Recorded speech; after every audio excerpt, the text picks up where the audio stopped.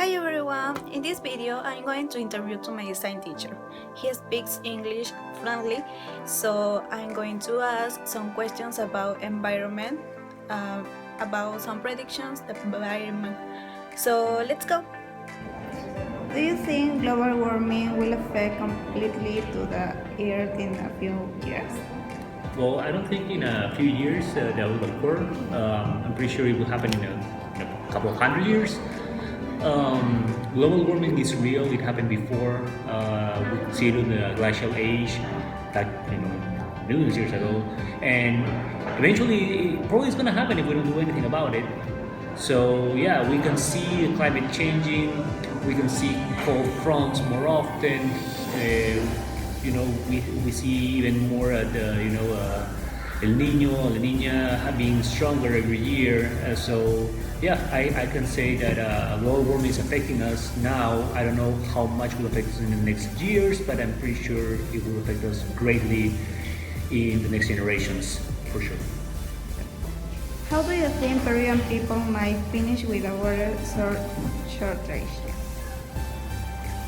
With the water shortage, big issue here in Peru, not only Lima, but in a lot of the rural areas where you have all these trucks going with, taking all this water.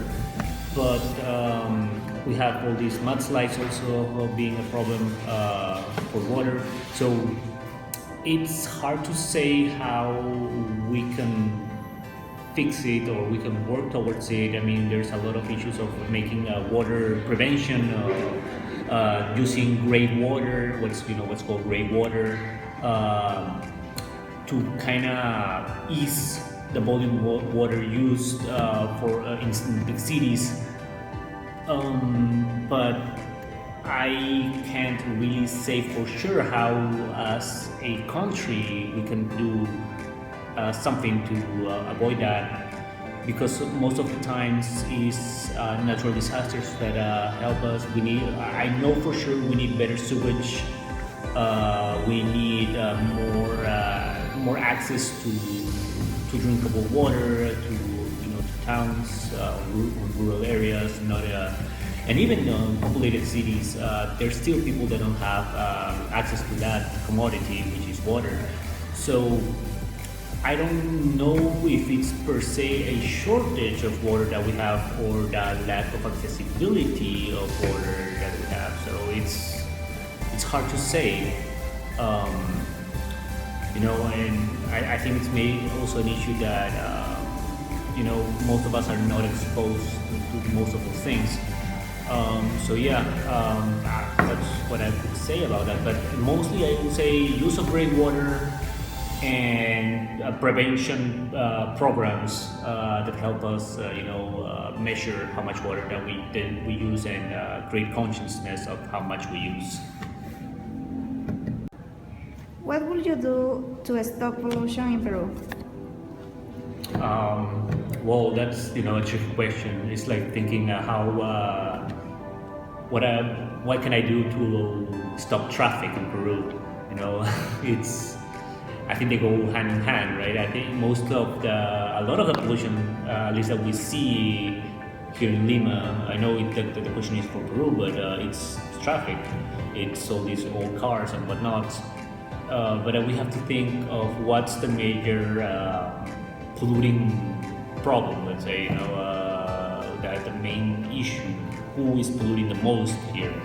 I don't know, it may be industries, it may be factories, power plants, there's a lot of things that pollute the environment. So we have to think exactly what type of pollution we are trying to stop. I think the main issue, like say, we have to say for our city here, Lima, it should be traffic first off. That's make easier ways to move. Public transportation needs to be more effective. We need more buses that are like new buses. We need more of like those metropolitan buses. We need new ways, new trains. That's what we need to avoid traffic and lower the pollution that is coming from those trucks, those old trucks, and those old cars. That's one. those power plants and whatnot go to a alternative power systems, solar system like a solar power, wind power. We can use geothermal power, which are solutions to pollution that other countries, like first world countries, use. So I mean that could be a couple of solutions that I can think of right off the bat. But we'll have to see. Or like I said, I think it's more information is needed to formulate a better answer to the percentage of who is polluting the most here. So yes. Do you think deforestation affects the climate in our country lately?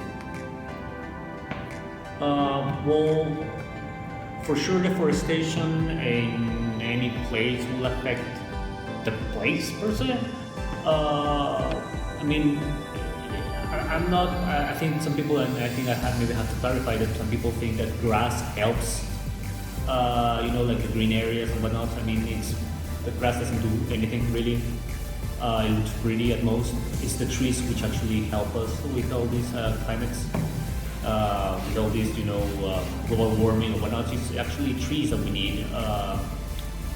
So deforestation per se, yes, how it's gonna bring a toll to this country eventually. We may not see it now. We might see it later. Like I said in the first question, this is something that we're not gonna maybe see right now. Maybe our grandfathers saw it from 80 years ago to now. The country has changed. Not only in the Amazon that we see the most trees being taken, but even in the cities around us that we see the lack of trees. I don't want to say green areas because we do have some parks and whatnot, but what we need is trees, and we more and more are seeing less of them. So yeah, I think I don't know exactly how it's gonna affect us per se. I mean, besides the global warming, which is an overall thing, but as a country, I think it's not gonna affect us as much as it's gonna affect us as a whole, a world per se. What actions do you think people might take to avoid extinction of animals? Well, I mean it's pretty simple. I think. I mean, if you don't want an animal extinct, I mean, you have to not kill it. I mean, that's just there's not much about it. I mean, I know there's reserves, like the Manu Reserve and whatnot to protect wildlife. There's organizations that protect wildlife, but I think that awareness that they don't have to kill them, they don't have to buy